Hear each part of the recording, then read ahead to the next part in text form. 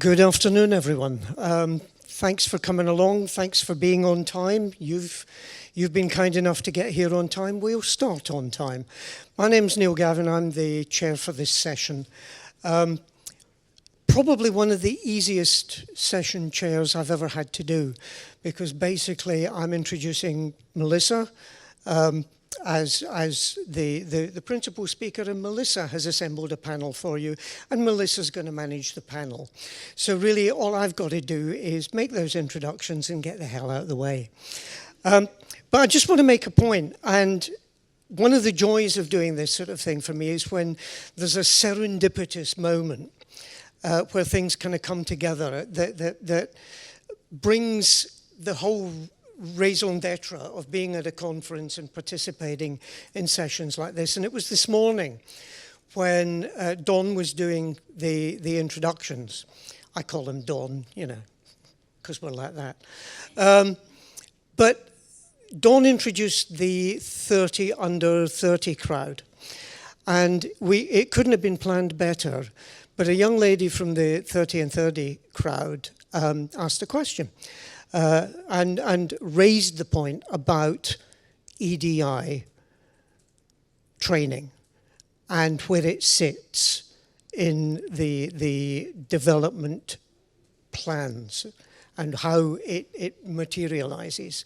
So Sana, you made that comment. Would you like to just give us that comment again so that we can get the ball rolling? Hi everyone.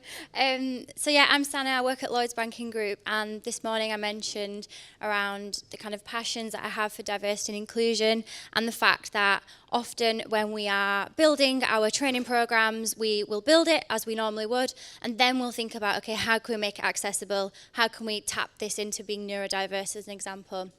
Or we might recruit people and we'll hire and we'll put our kind of process in place, and then we'll think about, okay, how can we bring in some ethnically diverse people into this group just to, you know, maybe, perhaps it's ticking the box. So how can we move away from seeing inclusion and diversity as a tick box exercise and as a secondary kind of result of what we do, and actually for it to be at the forefront of the decisions that we're making and the solutions that we implement, right from that planning stage through to kind of implementation.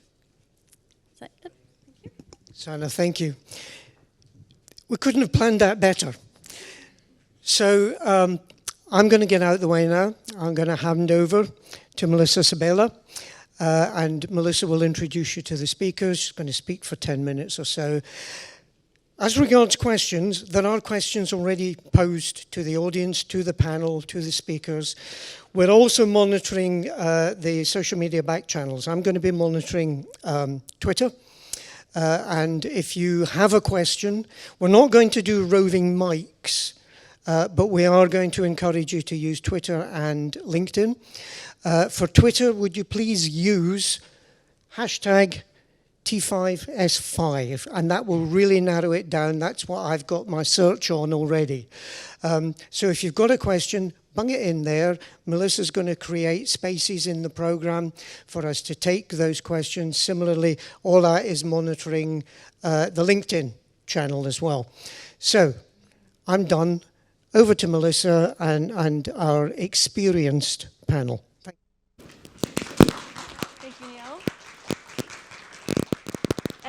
Thank you everyone for coming. Really appreciate your time. There's lots of wonderful panels here and talks, so very much appreciate you spending your time with us. Hope you don't mind. I'm a bit of a wanderer, so I will fall off the stage and block the slides if I go up there. So I'm going to be down here with you. But hello, just to share a little something about me. I'm not that controlling. It might sound like I'm a bit controlling, but okay, I might be a little bit controlling, especially when it comes to a topic like this that I care so much about. But just to give you a little bit of an insight into me and how I came to this. In 2016, I founded a company called The Honeycomb Works, and the reason I did that was because I was speaking to so many people who were brilliant and loved what they did and really passionate about what they did, but were being made absolutely miserable at work. And so I wanted to ask the question of how could we actually make sure that all these people thrive? Also, in my career, I spent a lot of time on product and innovation teams working on transforming industries and seeing that actually they're pretty good about knowing where they need to get to and what they need to do, but don't actually get there. And why is that? So how can we create organizations that thrive and innovate and where people succeed? And I came up with 3 things: trust, innovation, and inclusion. And I thought, well, that makes a lovely catchphrase, doesn't it? And then I dug into the research, and I found that actually, if you sort out the inclusion piece, the trust and the innovation are the results. So if you can create an environment, if you can create a culture where a diverse group of people come together and are willing to and feel safe to share ideas, take risks, challenge each other with respect, then amazing things happen. So that's what we want to do, and it's scientifically based, it's performance based, but also it just will make people really happy and deliver strong well-being. That's the logical argument of what I did. In 2016, I don't know how many people remember 2016, because we've had about 2 decades of history since then, but it was kind of a significant year. Brexit happened, Donald Trump got elected in the US, and whatever your politics, what we saw was a rise in hate crimes in the UK, a normalization of white supremacist language, and so it started from a very sort of logical point, turned into something a little bit more, oh my goodness, I really need to be a part of doing something about this because it feels like things are about to get worse instead of getting better. And also personally, I'm a gay woman in tech.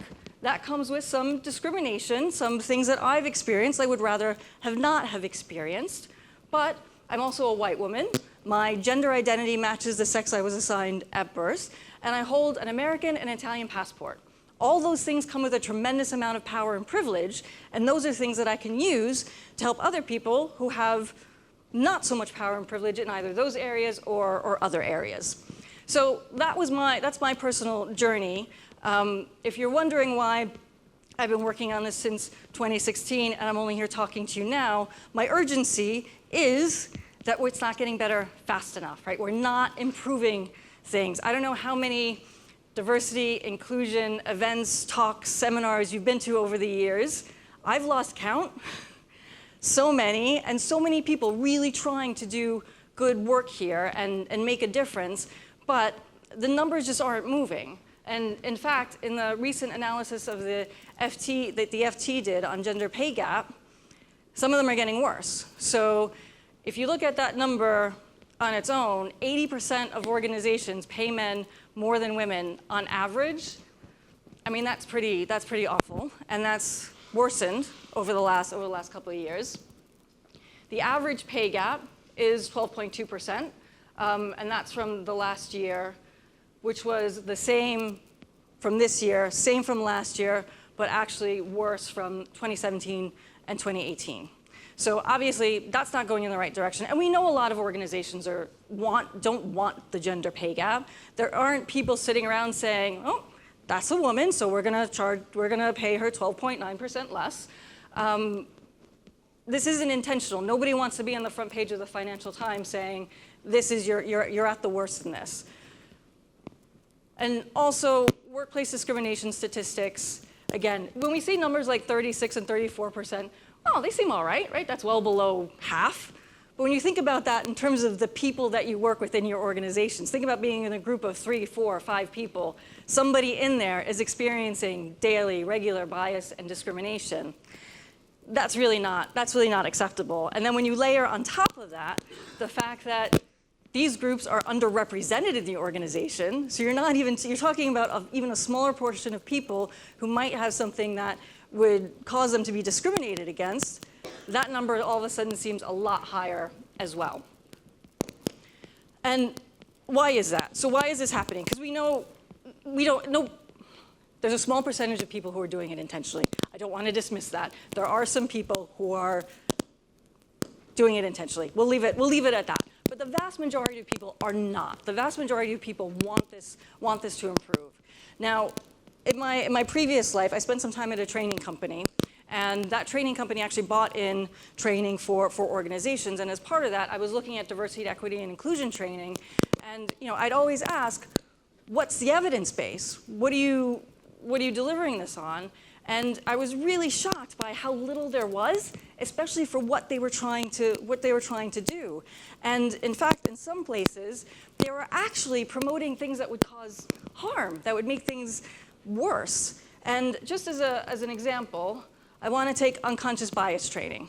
And the great thing about unconscious bias training is there is a lot of it. I'm not going to ask for a show of hands because of what comes next, but many of us in this room might have commissioned it, might have brought it in, might have used it, might have even have taken it, and it's been very popular. What's good about that is it means we have a lot of data. There are nearly 500 academic peer-reviewed papers, research done on unconscious bias training that cover 87,000 people.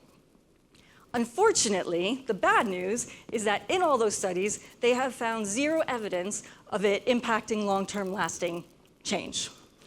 And even more disturbingly, some have been found to increase instances of bias in organization.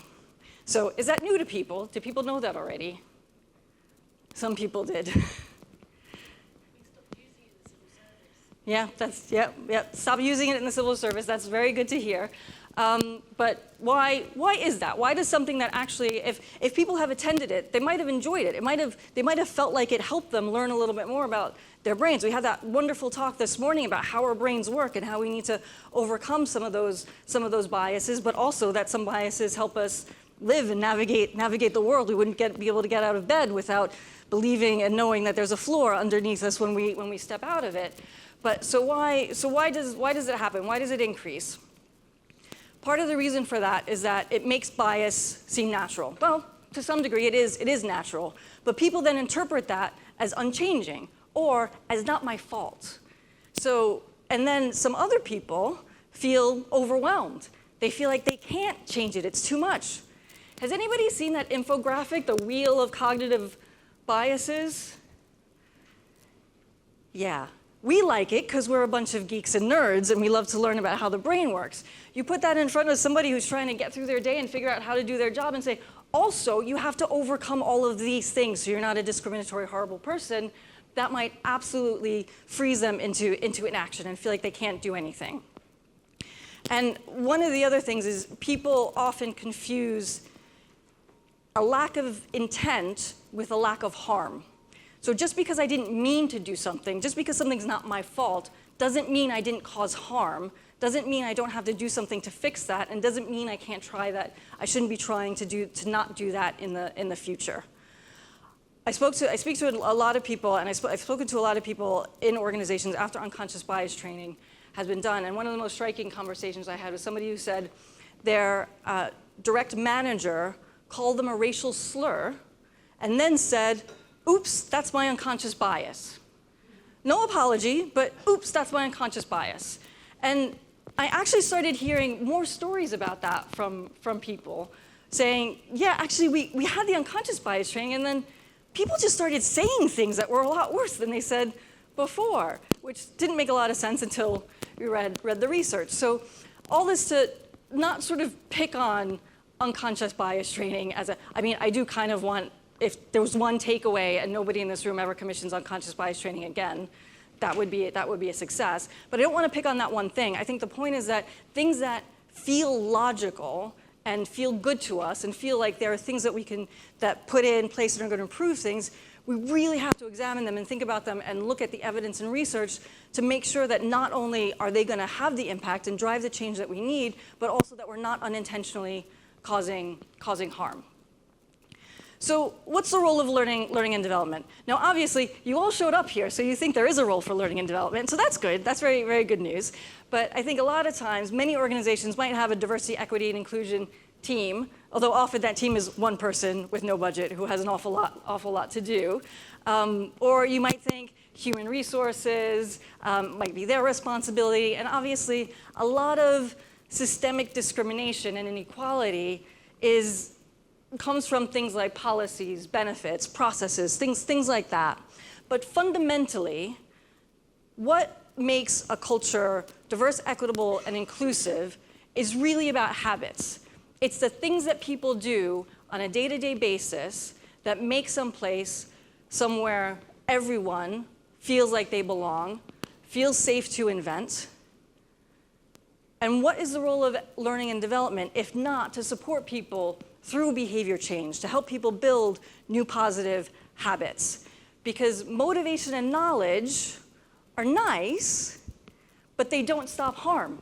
They don't change things. They don't make things better. I was doing an inclusive leadership program, and we were at the end, and it was sort of in one of those organizations where they had a long way to go.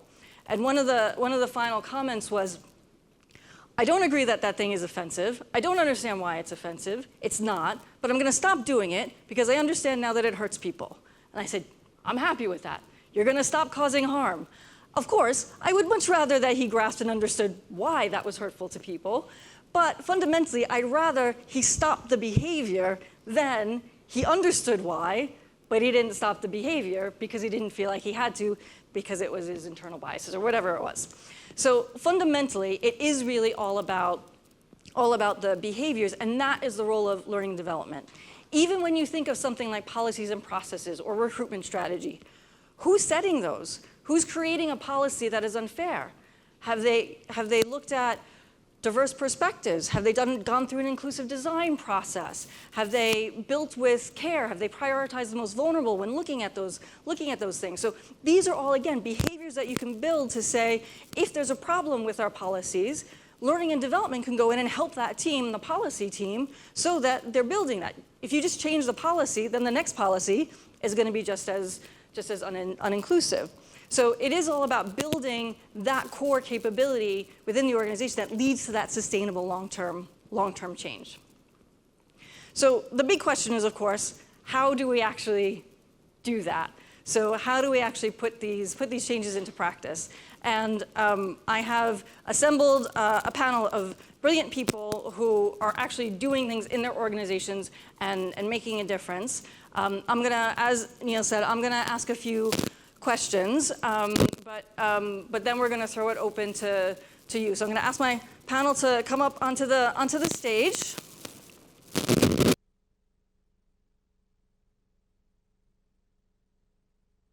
Lovely panel, thank you. And just to say, we're going to open it up to question fielded by the lovely Ola and Neil. And again, we're fielding these online because we want to be fair. When you do the roving mic thing, a couple of people get to ask their question, but this way, if you submit your questions online, we could look at what are the main questions, what are the key themes, what are people asking, and we can group things together and answer as many questions as we can today. So this is how to ask. You can either use LinkedIn and comment on the thread at that link. On Twitter, as Neil said, using that hashtag. If you have something that you want to ask that's private, confidential, you want to be anonymous, you can direct message Ola Ajuko on LinkedIn. Okay. So we're going to move forward and ask our panel. And so I'm going to do a quick introduction, but then I'm going to ask them to say a little bit more about themselves when they answer the questions. So we've got Roisin Fitzsimmons, who's the head of Nursing and Midwifery, Inclusion, Diversity, Wellbeing, and Leadership Development at Guy's and St. Thomas's NHS Foundation Trust. So you can imagine how busy she is. So thank you very much for taking the time to be here. We go from the longest title and name to the shortest. Nicola Pye, Global Talent Director at EY, and Charlotte Ewood Martin, fertility nurse at Guy's and St. Thomas Foundation Trust, so works with Roisin. So we've got two perspectives there from the NHS, and Joanna Whitman, Head of Diversity and Inclusion at the Royal Academy of Engineering. And yes, so we're gonna jump into some questions. And the first one we're gonna ask Roisin. So, one of the things we know about actually solving core systemic challenging problems is you need to properly diagnose them first. You know a little something about that in the NHS and background as a nurse. So can you tell us a little bit about your experience with that after after giving a little bit more of an introduction to yourself and what you do. Yeah, absolutely. Thanks ever so much, Melissa, for inviting me to be part of this today. Really exciting for me to be here and to also share the work that we are doing at Guy's and St Thomas's. So thank you. So a very brief introduction to myself. So I was a real nurse. I was a consultant nurse in children's allergy at Guy's and St Thomas's. So worked at the trust for nearly 20 years now and was clinical, led my own clinics, did research and service improvement. And then took a step sort of sideways into development, nursing and midwifery development, but really saw a gap within diversity, inclusion and equity, and particularly within nursing and midwifery. So what we know, just to give you a bit of background, certainly within our organisation, 57% of our nurses and midwives come from an ethnic minority background. But actually, when you look at our senior leadership, that drops to less than 1%. So absolutely shocking that the majority of our nurses are in the sort of the lower bands, therefore they are the lowest paid, and you're sort of looking at social equity and then thinking about, well, the problems that causes with healthcare, health inequalities. It has a huge knock-on effect because the people who are leading services, leading improvements, they're not from a diverse background. They don't understand the issues that are faced by the patients and the population that we serve. So you can see where so if we sort of look at workforce and how that translates to health inequalities, you can see the link there. So as Melissa was talking about, sort of the innovation and developing new technologies and things like this, actually that is absolutely essential within healthcare because it's not about finance, but it's about people's lives and their outcomes. So I'm really, really passionate about that. When I saw that there was a gap within nursing and midwifery, I wanted to get in there and I wanted to see what we can do and how we can make improvements to our workforce with the ultimate impact of having a positive impact on our patients.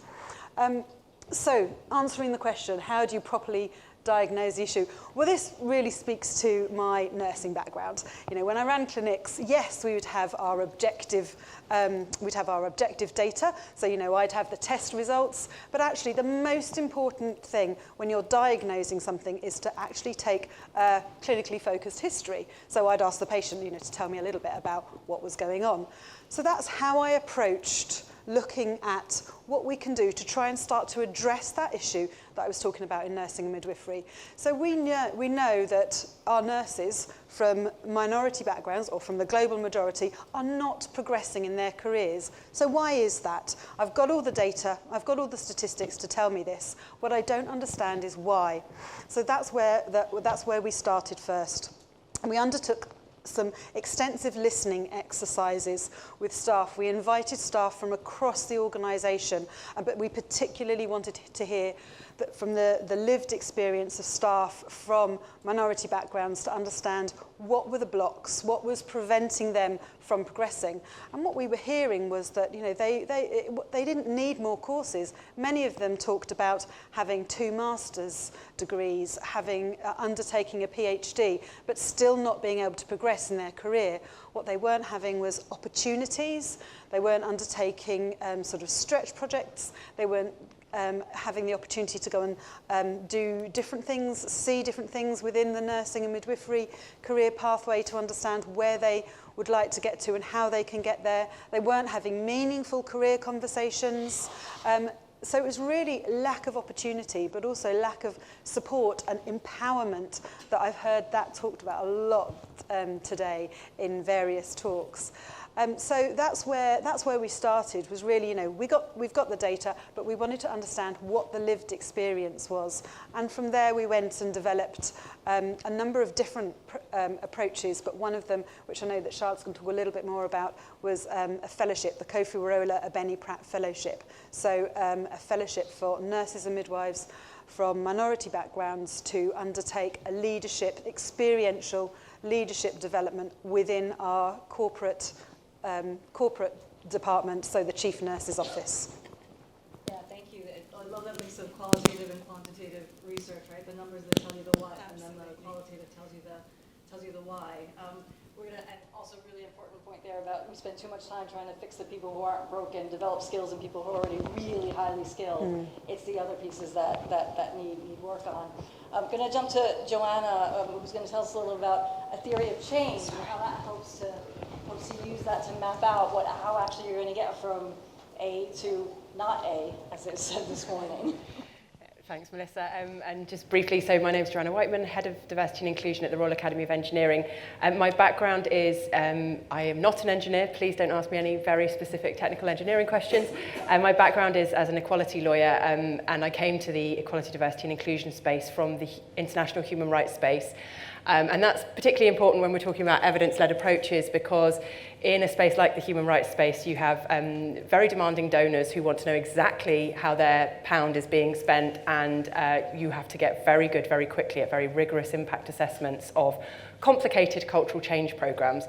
So that's my background. When I came into the EDI space, I was overwhelmed by how little of that work was happening on the impact assessment side, and so that's something that I'm trying to bring to this space in the work that we do at the Academy.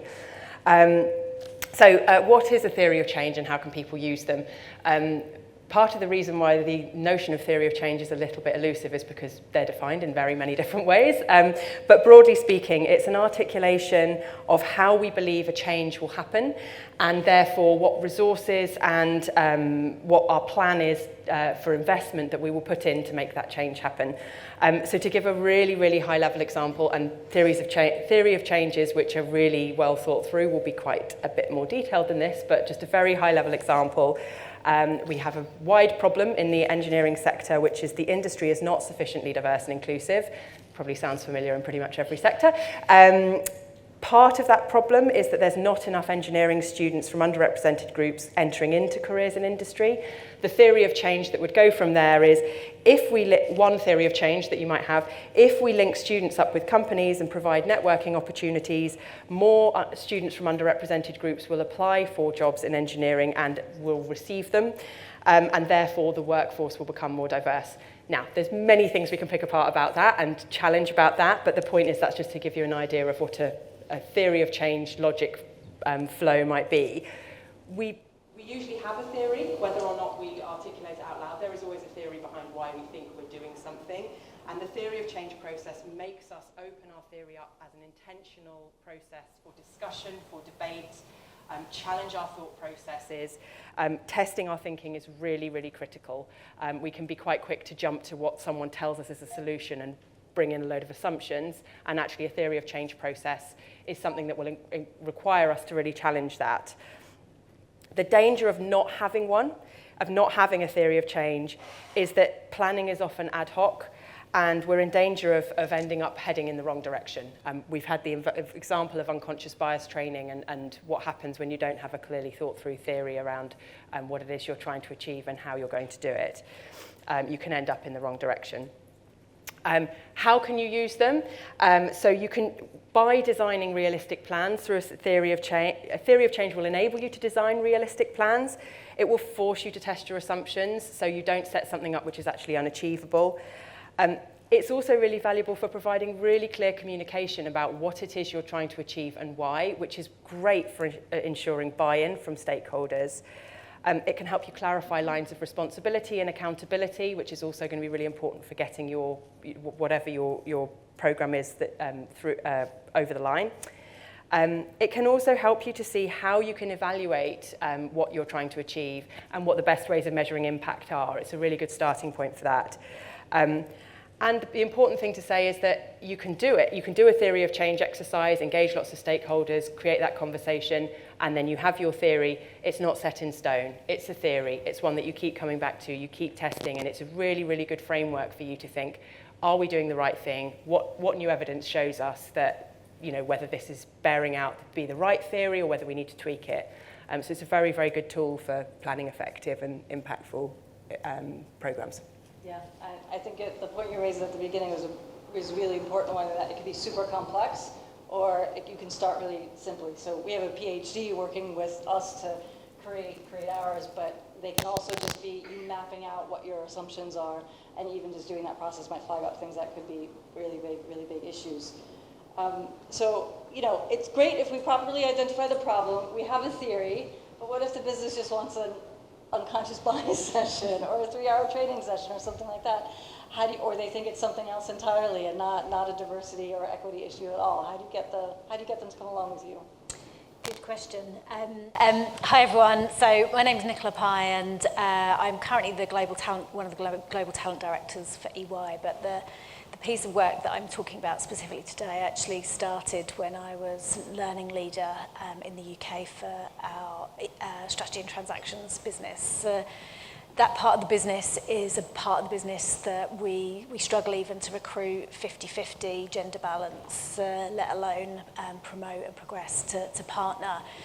And so what happened was I just kept hearing from our leaders, we need impact training. If we gave all our women this training, this magic fix to help them with their impact, then all would be fine. We could help these women to progress the ladder and get to that partner level, which at that time we had, I think, about 17% of our partners were women. It kind of fundamentally didn't sit easy with me, and I sort of went back to my original learning roots and my like Kolb's learning theory, and thinking, I just don't know if we're analysing the problem. I just don't know if we are. Let's not go straight to a solution. I also do an executive coaching role, and well, the women that I was coaching, I didn't think they lacked impact. I thought they were pretty special, actually. And so luckily, about that time, I got speaking with Melissa, and I said, hey, what do you think of this particular problem? And we started to work through what a proper evidence data-led diagnosis to the issue could look like. And I think that was, so in terms of like, how did I ensure everyone comes with me, I actually had to stop them at first. I had to stop them rushing into a solution. I had to keep them in the problem.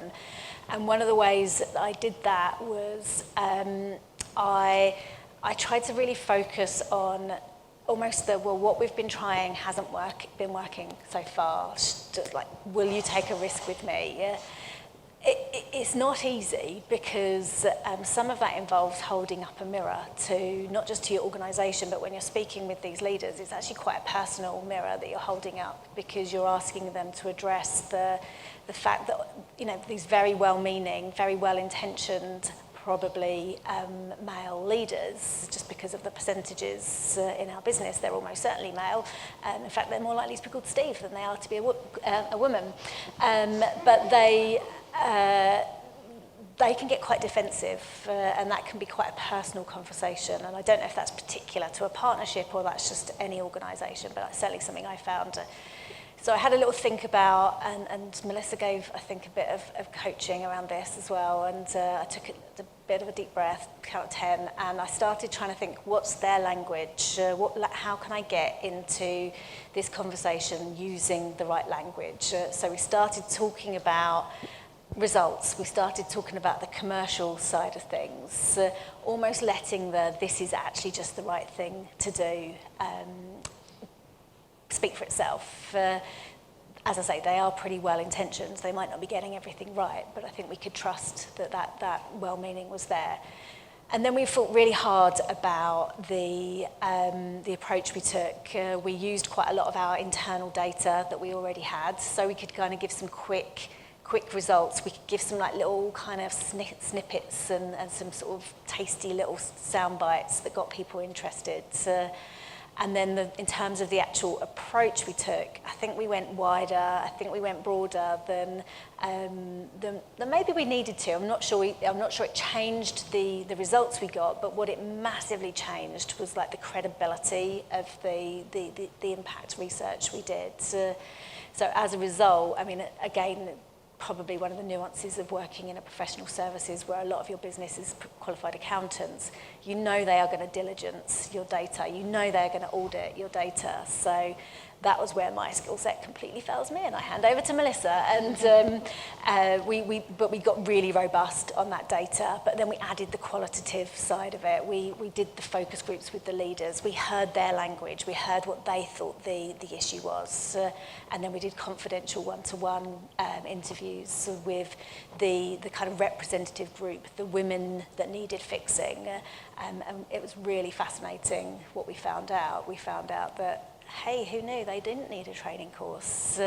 What we needed to do is actually really think about how we define impact to our whole business, but particularly to those people that maybe show up and have impact in a different way to the, hey, I like being at the front of the room and I like standing up and pitching to clients type impact. Yeah, and it was really interesting because in the research, people were telling us that's not what they saw leadership as. That's not what they valued in their leaders. So that was really interesting. And yes, I think it is. Most senior leaders will be defensive about this. When people hear something that counters how they see themselves, it's really hurtful, and that's when your defenses go up. And a lot of senior leaders see themselves as good people who are leading a positive culture, who are fair and equitable. So I think going back with that sort of, we talk a lot about sort of purpose and aspiration, and that's important, but taking a little bit of the emotion out of it can sometimes help when you're talking to that senior leadership population and help cool it down a little bit.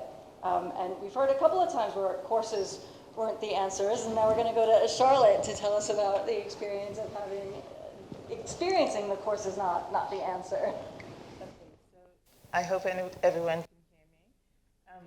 I'm a fertility nurse by background, but I've been with the Trust 12 years, and so experience in terms of clinical experience was not an issue, and in terms of courses, I've done leadership courses.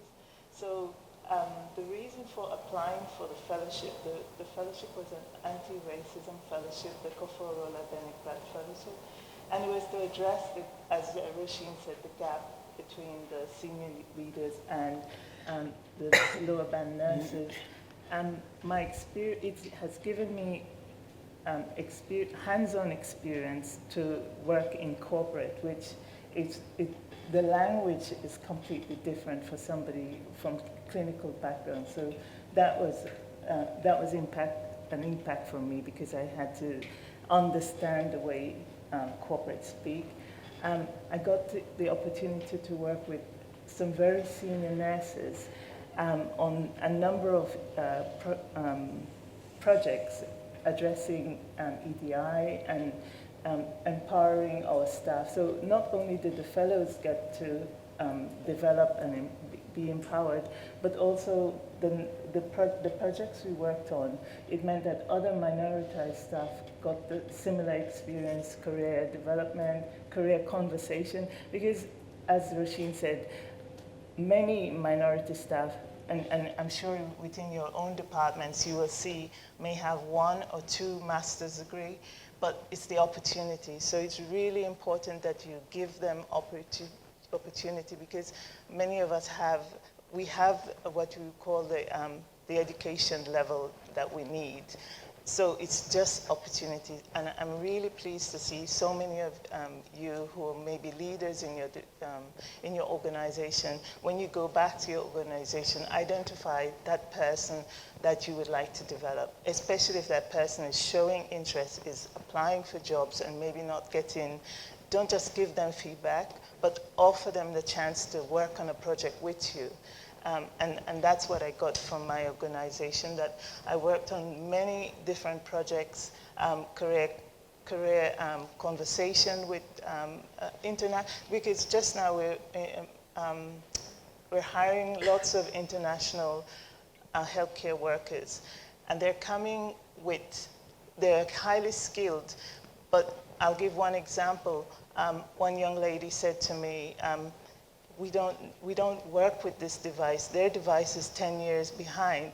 So she was being pressured that she didn't have the knowledge. It's not that she didn't have the knowledge. The techniques that they were using back in her home country is not as advanced as what we use in the UK. So these are things that we need to consider when we're hiring from abroad, when we're working with minoritized staff, that we do have education, but sometimes we need that exposure in order to get to the level as everybody else.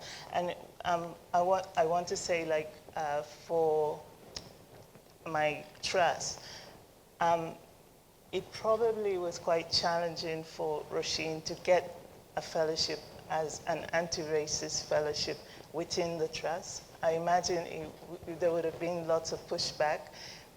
So I got distracted. What I want to say is that by having this fellowship and increasing maybe minority staff at a higher band, can you imagine the diversity of thoughts within the boardroom? Because you're serving a population that is quite diverse, but the boardroom is quite white. So you're making policies that doesn't translate on the ground. In terms of my development, it has helped me to collaborate.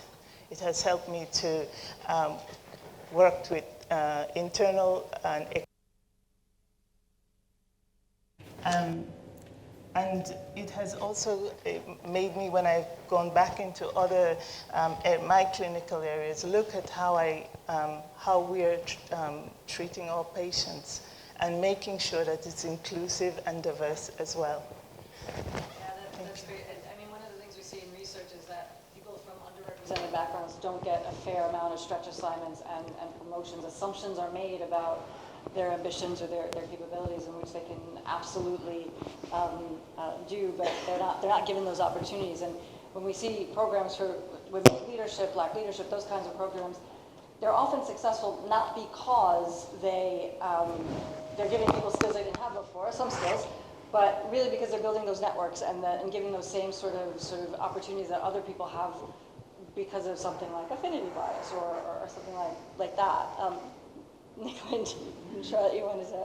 Yeah, I want to say another thing from my fellowship, not only empowerment, but I want to say that the senior nurses and healthcare workers that I worked with, I really saw allyship in action.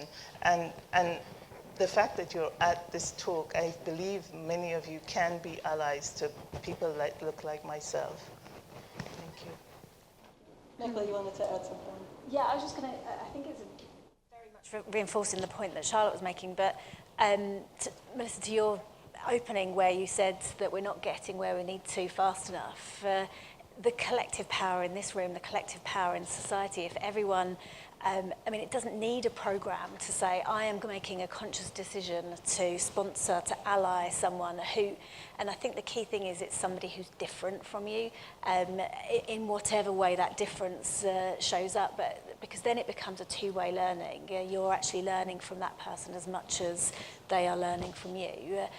That you are giving them perhaps access to your network, but what you're getting in return is way more vital for your development as a leader.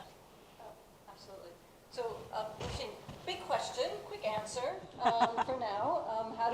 What are some of the things that we need to think about when we're doing impact evaluation, which I think we touched on a little bit in the design piece, but... Yeah, and I mean, I think sort of just to echo what Nicola has already said, I think it is that quantitative and qualitative data. So I think, you know, sort of if we think about, I've already mentioned the data that we have for nursing and midwifery. So within the NHS, we measure something called, we call it RES, WDES, so the Workforce Race Equality Standards, the Workforce Disability Equality Standards, which a number of different measures. We aren't getting there fast. Nothing has changed since we started collecting this data nearly 10 years ago. So we are still a heavily white profession. So that just isn't changing. But actually, how do we evaluate these things that these interventions such as the fellowship? Because actually, if we say, oh, we'll see a change in our staff survey or our RES data, we're not going to. And so we need to forget about that.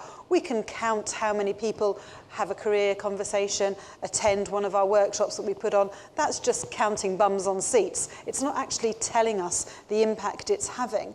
So actually, when we think about evaluation, what we need to do is go back to the staff across the organisation and talk to people and find out what impact is it having.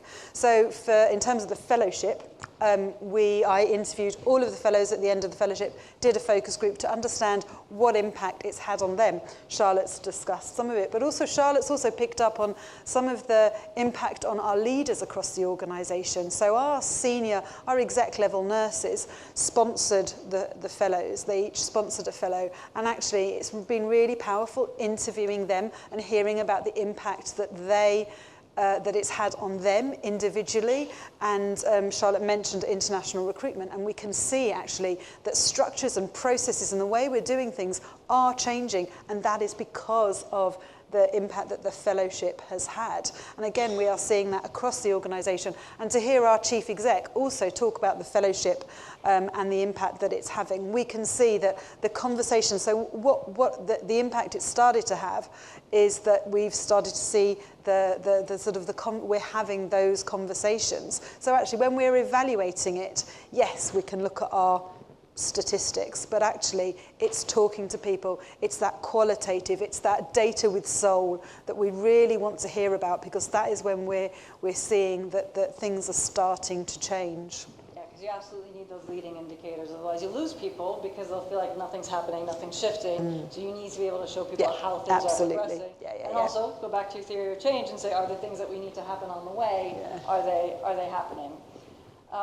So we want to talk a little bit with Charlotte about why inclusion shouldn't be a siloed initiative, right? It shouldn't be something that, like, yes, we have this inclusion program, we have that program. It needs to be something that's woven throughout. So can you speak a little bit about that?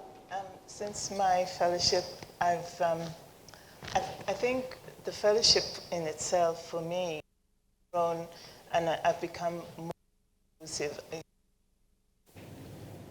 Prior to that, I would have, if someone said that you have biases, I would have probably challenged them. But during the fellowship, I realized that I had to examine my own biases I had, and I now recognize intersectionalities, and in my role as a fertility nurse, I work with women who are underserved. So one of the things that we have done is look at changing the way we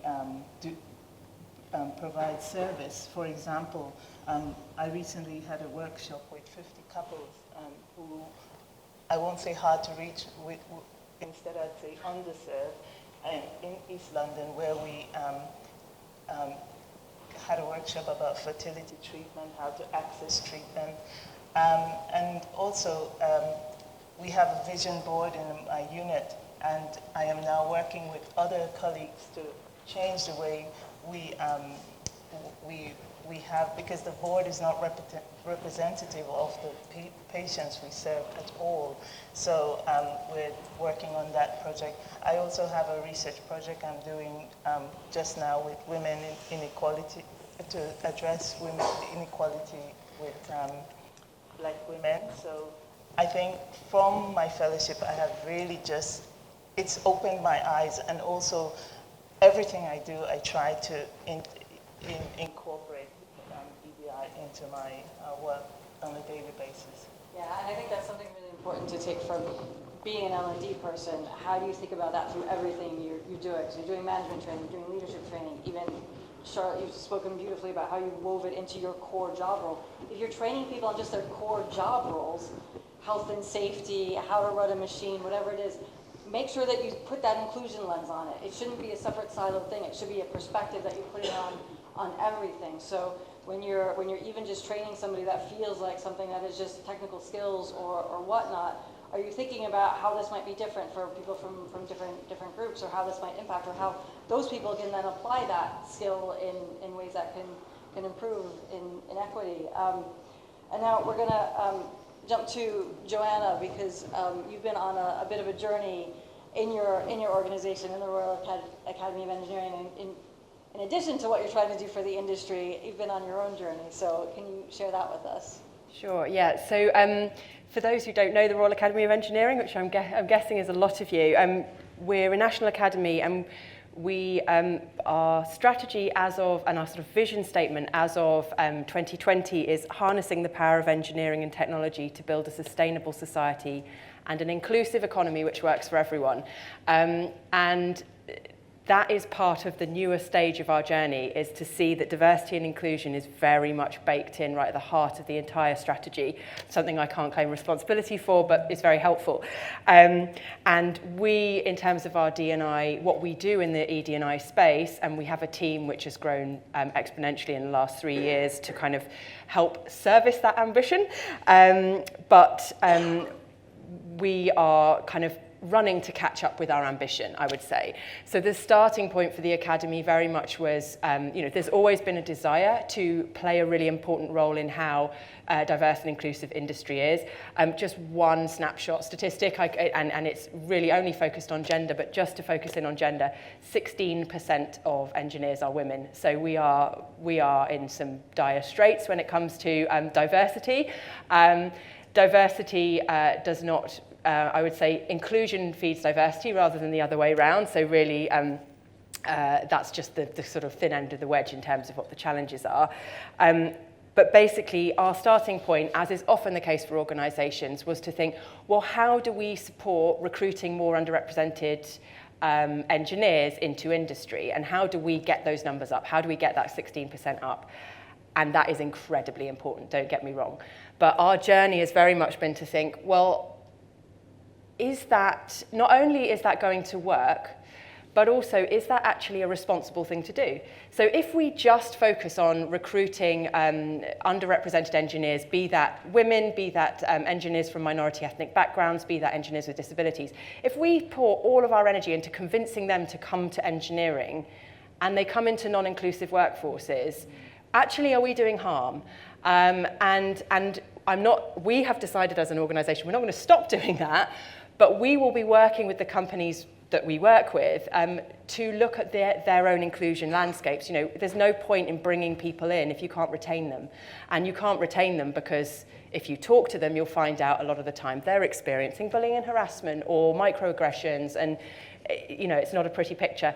So as an organisation, we've very much taken that step back and said, this is not just about representation, this is about cultural transformation, and that's really hard, but what are we going to do about it?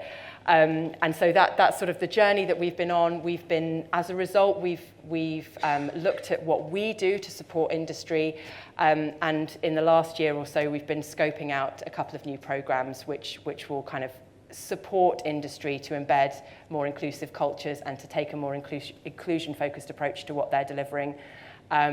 And one of the lessons that I think I would like to share from that is, you know, we're in the very early stage of those programs, so we're in the process of launching them now. One's an inclusive leadership program, and the other one is a program of an ED&I platform that is available for startups and scale-ups as they grow their culture right from the beginning of the start of their business.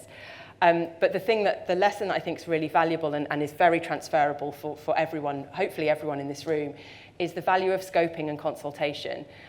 What does it mean? It means you don't rush in. There was kind of comment about not rushing straight to the solution. Actually, you've got to work pretty hard to put the business on pause sometimes. But the value you get from that, so for example, let's take the ED&I platform. The starting point was a desire for a resource, a toolkit was sort of what was in everyone's mind. Let's just put a toolkit of resources, some template policies that people can download and use in their business. Okay, let's just pause. I am skeptical about that. I'm not sure that that's what's going to work. Let's scope it out. We did detailed research, looking for impact assessments, really looking into the data. How much impact has there been for toolkits that have been used in other spaces? Actually, it's not great. There's not very much that's shown in terms of impact. And at the same time, we're talking to our stakeholders as part of the consultation, really engaging them, helping us to understand what they see their needs as being and what they see their barriers and the challenges that they face in increasing inclusion in their in their companies, or if you were doing it in your own company, it would be in your own, in your own workforce, in your own team. And it's actually, once you can get that pause, that agreement to put things on pause, what you can achieve, it's not that difficult to go through a process like this. Yes, you've got to make sure that you're getting the right voices in the room, and in particular, you're focusing on the people who are most impacted by non-inclusive environments. But yeah, in the example that I gave around the toolkit, the scoping process fundamentally changed the approach to what we wanted to do. We realized that wasn't going to work for our stakeholders. In fact, we questioned whether it would work for any stakeholders based on the outcome of our research. And we ended up, and we're working with Honeycomb Works on this, but we ended up deciding that what was needed was a platform that businesses can actually engage with. It's very much more interactive, and it's focused on individual behavior change of the individuals within companies. Now, I'm not going to say it works for our group. We're in the really early stages. I'm not going to say we're confident. We've done a lot of research, but we will continue to test our assumptions. We'll continue to look at how this is working for this particular group of stakeholders, and we are quietly confident that will be a really positive approach. But that scoping and consultation, we would have wasted a huge amount of time on something which would have been very unlikely to bear fruit. So yeah, it's been a journey. There's lots of different aspects to it, but I could talk about it for ages and we'll stop. I kid, of course, because what we've actually just done is pushed out the launch, and that's because we actually want to do a lot more testing and research and evaluation before we actually launch the final product. And there's no reason for us to rush the launch. The problem will be there, and we can keep adding people, we can keep adding organizations, we can keep learning. I'm always for learn as long as possible and give yourself as much road to test, because as soon as you say this is a final thing, then everybody's going to have massive expectations for it. As long as you say, we're still learning, then you continue to evolve, iterate, test, try new things. And I think one of the things that really impressed me about the process was that it was really well thought out, really well structured, and funded too. So that meant that you could actually get the attention of the teams and the peoples and the pilots and all the things that you brought in to actually test out and engage in. So it was really quite rigorous. Thank you for that. We've got last question for us, and then we're going to go to audience questions. So if you haven't gotten your questions in yet, time to get them in, and Neil and Ola will facilitate. But I wanted to link back to the conference theme. I don't know if anybody else did throughout any of the sessions, but I thought I should. And Nicola, with a illustrious career in learning and development, I thought you'd be a good person to ask this.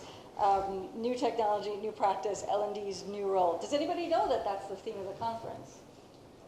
That's the theme of the conference. Anyway, Fiona, star pupil Fiona, fantastic. Anyway, I think it's an important thing to ask in terms of this as a somewhat new topic maybe for our folks. Yeah, I think what I'm about to say is probably just going to mean that everyone can just go home. Kidding. Is it a new role, or is it actually just going back to the kind of fundamentals of learning? So for me, I think when you take the data-led, when you take the evidence-led approach, we've always known that we have to really diagnose the problem. It's just that there's been a commercial pressure, there's been a kind of speed and need for quick results pressure that has perhaps just diverted us slightly. So is there a new role? I'd like to think there is, because I think it's a partnering role, but I think it's what we've always known that is the ideal. For me, there's possibly some new skills. There's certainly some skills that I'm trying to expand and build. That bit about, and I kind of probably alluded to my fear when it comes to data, but that being a data explainer, I don't think we, as L&D professionals, necessarily need to be the ones that can really crunch the numbers. Hopefully we've got someone who can help us with that. But we do need to be able to explain it in a way that isn't full of technical jargon, isn't full of the kind of learning jargon. And I think going back to that point around like how do you get the pause, how do you get the stop, I think the other skill set is that rapid rapport. Once you've got the trust, once you've got the rapport with someone, you can say, perhaps with a bit of humour, perhaps with a bit of drama, whatever it might take, like, hang on a minute, is this really the right thing to be doing? Let's look at the problem from a different, one of the kind of best questions when I hear this kind of fixing the women or fixing the that's really interesting. That's what they told you, is it? That's what the woman who's sitting out there told you she needed. So I think that rapid rapport and being able to have that chemistry with someone.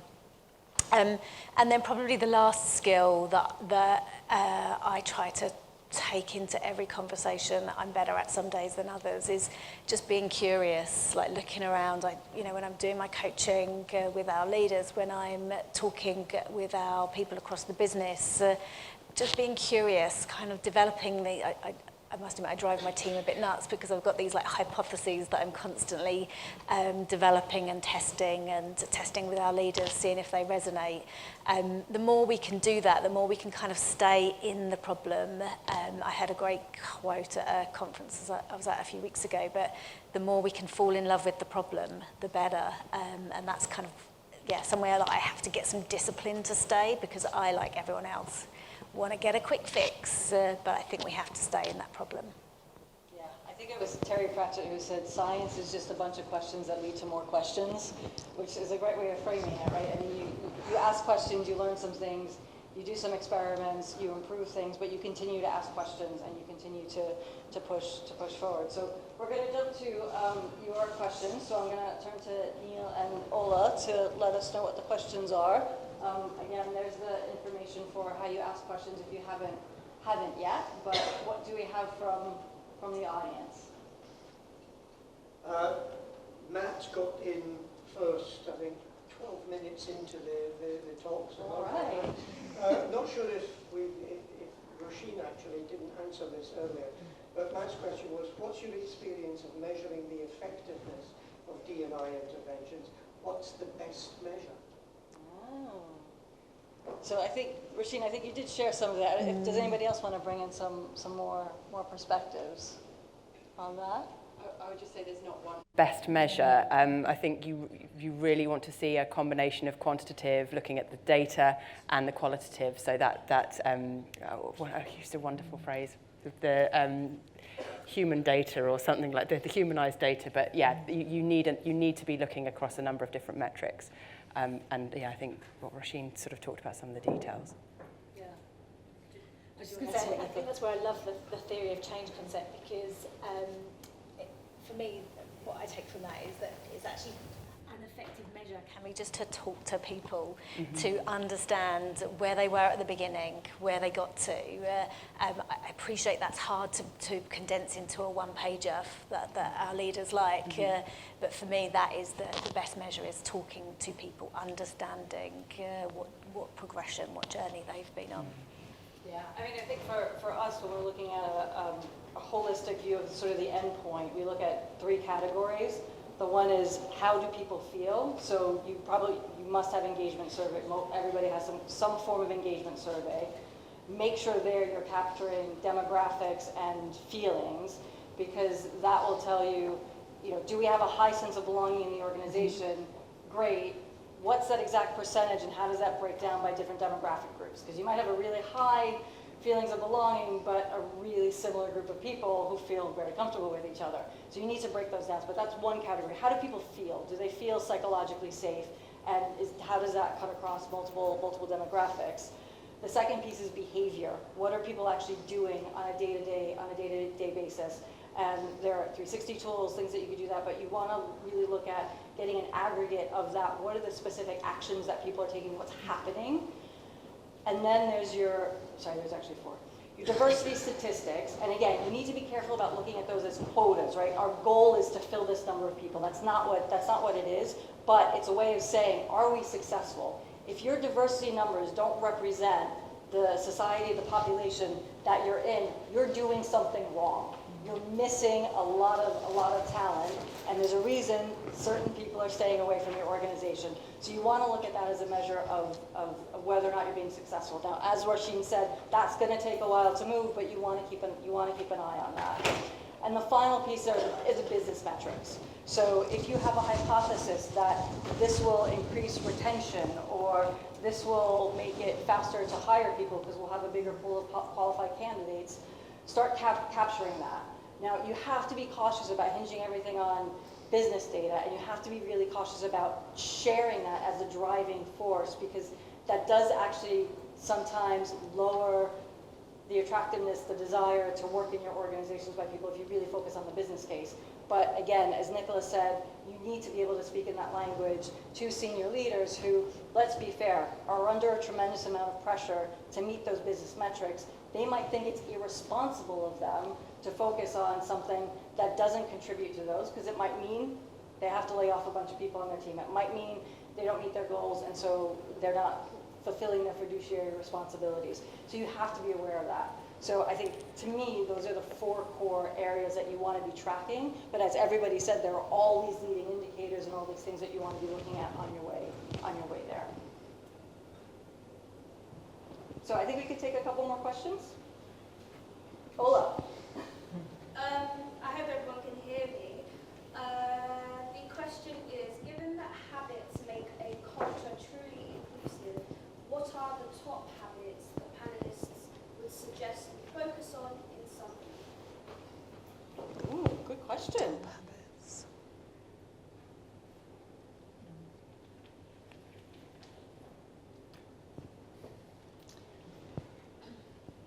Anyone? Got distracted by my microphone. I was waiting for the visual prompt. I don't think there's top habits. I think there's lots of different things, and there's something in my mind that's starting to think about, this isn't about kind of recreating the perfect DEI robot who can get this spot on. There's something about you be you, and that allows other people to be themselves as well. However, the kind of probably top skill set, I'd go back to that curiosity. Just be curious about why it is that things are showing up in your organisation. Be curious about why it's always one particular person that starts speaking in a meeting, and that curiosity can lead you down a number of different paths that will need a lot of other habits to come behind it. Yeah. Anyone else have anything else they want to add? I would add to what Nicholas said by saying, be curious with your colleagues, especially those that are different from you.